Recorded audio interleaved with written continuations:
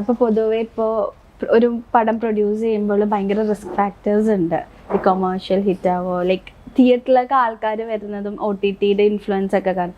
അപ്പോൾ ആ ഒരു ടെൻഷനൊക്കെ ഉണ്ടായിരുന്നോ? തീർച്ചയായിട്ടും ടെൻഷൻ ഇപ്പോഴും ഉണ്ട്.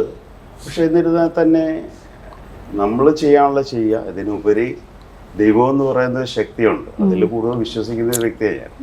മനസ്സിലായി. അപ്പം തീർച്ചയായിട്ടും ഒരാളൊരു ജോലി ചെയ്തിട്ടുണ്ടെങ്കിൽ അതിന് പ്രതിഫലം തീർച്ചയായിട്ടും ദൈവം തരുമെന്ന് തന്നെ ആ ഒരു വിശ്വാസം ഉറച്ച് വിശ്വസിക്കുന്ന ഒരു ആളാണ്. അപ്പം നല്ലൊരു സബ്ജക്റ്റ്, നല്ലൊരു സിനിമയും ജനങ്ങൾക്ക് വേണ്ടി പ്രൊഡ്യൂസ് ചെയ്യാൻ, ഇതിനകത്ത് ഭാഗവാക്കായാൻ സാധിച്ചത് ഞാൻ വളരെ ഭാഗ്യവാനാണ്.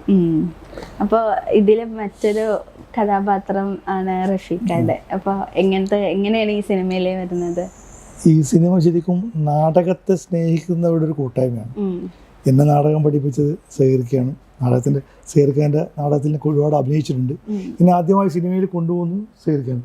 സേർക്ക അസോസിയേറ്റ് ഡയറക്ടറായിരുന്ന ഡാം 999 ഞാൻ ആദ്യമായിട്ട് സിനിമയിൽ അഭിനയിക്കുന്നത്, കാസ്റ്റിംഗ് ഡയറക്ടർ. അതെ. അപ്പോൾ സിനിമയിലേക്ക് വന്നതും എൻ്റെ കലാജീവിതം സേർക്കയിലൂടെയാണ്. ശരിക്കും ഇതിൽ എനിക്കൊരു നെഗറ്റീവ് ക്യാരക്ടറാണ്. നാടകത്തെ എതിർക്കുന്ന ഒരു നാടകം ഒരു വെറും കൂത്താട്ടമാണ് എന്ന് പറഞ്ഞ് നടക്കുന്ന ഒരു ക്യാരക്ടറാണ് ഞാൻ. ബിസിനസ്സാണ്, പണം ഉണ്ടാക്കേണ്ടതാണ് എന്നുള്ളത്. പക്ഷേ ഈ സിനിമയിലും പലപ്പോഴും പല ആളുകളും സിനിമയെ കുറിച്ച് ചിന്തിക്കുമ്പോൾ സിനിമ തുടങ്ങുന്നതിന് മുമ്പ് തന്നെ ഈ സിനിമ എങ്ങനെ കച്ചവടമാക്കാൻ പറ്റും എന്നാണ് ആദ്യം ചിന്തിക്കുക. ബിസിനസ് ആവണം. അപ്പോൾ പണത്തിന് വേണ്ടിയാണ് സിനിമ നിർമ്മിക്കുന്നതും എല്ലാം. പക്ഷേ ഈ സിനിമയിൽ എനിക്ക് തോന്നുന്നു ആ കച്ചവടം വേണം, സിനിമ നഷ്ടപ്പെട്ടു പോകാൻ പാടില്ല. പക്ഷെ തൻ്റെ മനസ്സിലുള്ള കഥ എങ്ങനെ അവതരിപ്പിക്കണം, ഒരു നാടക സ്നേഹി, നാടകത്തെക്കുറിച്ച് ഇപ്പോഴത്തെ പുതിയ ജനറേഷൻ അറിയണം. ഇപ്പോൾ നാടകം അന്യം നിന്ന് പോവാണ്. വളരെ അപൂർവമായിട്ട് നാടക സ്നേഹികൾ മാത്രമേ ഇപ്പോൾ നാടകം കാണുന്നുള്ളൂ. പണ്ടൊക്കെ നാടകം ഇപ്പോൾ സിനിമയിൽ ഇപ്പോൾ കുറച്ച് ആൾ മരണപ്പെട്ടു പോയി. അവരൊക്കെ തിലകനടക്കമുള്ള വലിയ വലിയ നമ്മളെപ്പോഴും മനസ്സിൽ ഓർത്തിരിക്കുന്ന ആർട്ടിസ്റ്റുകളൊക്കെ വന്ന് നാടകത്തിലൂടെയാണ്, അഭിനയിക്കുന്നവരൊക്കെ വന്ന നാടകത്തിലൂടെയാണ്. പക്ഷെ ആ നാടകം ഇന്ന് അറിയില്ല എന്താണെന്നുള്ളത്. അപ്പോൾ ആ നാടകത്തെ പുതിയ ജനറേഷൻ അറിയിക്കുക എന്നുള്ളതാണ് ഈ സിനിമയുടെ ലക്ഷ്യമിടുന്നത്. പേരുകൊണ്ടാലും ഡ്രാമാറ്റിക് ഡെത്ത് എന്ന് പറഞ്ഞാൽ സിനിമ നാടകത്തിൻ്റെ കഥയാവാം, അല്ലെങ്കിൽ നാടകീയമായ മരണമാവാം. അതൊക്കെ കണ്ടിട്ട് ആളുകൾ തീരുമാനിക്കട്ടെ കഥ എന്താണെന്നുള്ളത്.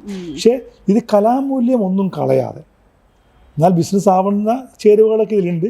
എന്നാൽ ഞങ്ങൾ പ്രേക്ഷകരോട് പറയാൻ ഉദ്ദേശിച്ചത് എന്താണോ അതിൽ നിന്നൊട്ടും വ്യതിചലിക്കാതെയാണ് ഈ സിനിമ കൊണ്ടുപോയിരിക്കുന്നത്. നാടകത്തെ ജനങ്ങൾ എന്തായിരുന്നു നാടകം, നാടകക്കാർ അന്നത്തെ ബുദ്ധിമുട്ടിയ അവസ്ഥകൾ എന്തായിരുന്നു എന്നുള്ളതൊക്കെ പ്രേക്ഷകരിൽ കാണിച്ചുകൊണ്ട് തന്നെയാണ് ഈ സിനിമ മുന്നോട്ട് പോകുന്നത്. പിന്നെ ഈ പോസ്റ്റർ കണ്ടപ്പോൾ ഞാൻ ശ്രദ്ധിച്ചൊരു കാര്യമാണ്, ഈ ഹോസ്പിറ്റലിലുള്ളവർക്കൊക്കെ പറ്റും നമ്മുടെ കൊറോണ ടൈമിൽ ഉണ്ടായിരുന്ന ഒരു കവറിലെ ആ ഒരു പ്രൊട്ടക്ഷനൊക്കെ ഇട്ടിട്ട് ആ ഒരു ടൈമിൽ ഷൂട്ട് ചെയ്തതുകൊണ്ടാണോ അങ്ങനെ ഒരു ഇത്? ടൈം ഷൂട്ട് ചെയ്യുന്നത് മാത്രമല്ല, സിനിമയുടെ കഥ കടന്നു പോകുന്നത് കോവിഡിൻ്റെ ഒരു പശ്ചാത്തലത്തിൽ നിന്നുകൊണ്ട് തന്നെയാണ്. ഞാൻ നേരത്തെ പറഞ്ഞപ്പോൾ ഈ റഫീഖ പറഞ്ഞുകൊണ്ടിരുന്നപ്പോൾ റഫീഖ പറഞ്ഞു നാടകം അറിയില്ല, കാണുന്നില്ല എന്നൊരവസ്ഥ. ഇപ്പോൾ ഒരു മാറിയൊരു കാലമാണ് ഇപ്പോൾ നാടകം. ഇപ്പോൾ നമ്മുടെ അടുത്താണ് മഹാത്മാഗാന്ധി യൂണിവേഴ്സിറ്റിയുടെ നാടക മത്സരം നടന്നത്. ഏറ്റവും കൂടുതൽ ചർച്ച ചെയ്യപ്പെട്ടതെന്ന് വെച്ചാൽ കോമ്പറ്റീഷന് മാത്രമായിട്ടുള്ള ഒരു ടൂളായി. അതെ, അല്ല അത്ര അധികം ആളുകൾ കാണാൻ വരുന്നു. ഇപ്പോ സംഗീത നാടക അക്കാദമിയുടെ അമേച്ചർ നാടക മത്സരം കഴിഞ്ഞോളൂ. ആ മത്സരത്തിന്റെ ജൂറിയുടെ മെമ്പർ സെക്രട്ടറി ഞാനായിരുന്നു. ഞാൻ നിന്നോട് പറയുന്നതല്ല, അതിന്റെ മേഖലാ മത്സരങ്ങൾ നടക്കുന്ന സ്ഥലങ്ങളിലെല്ലാം വലിയ ജനക്കൂട്ടം കടന്നു വരുന്നു.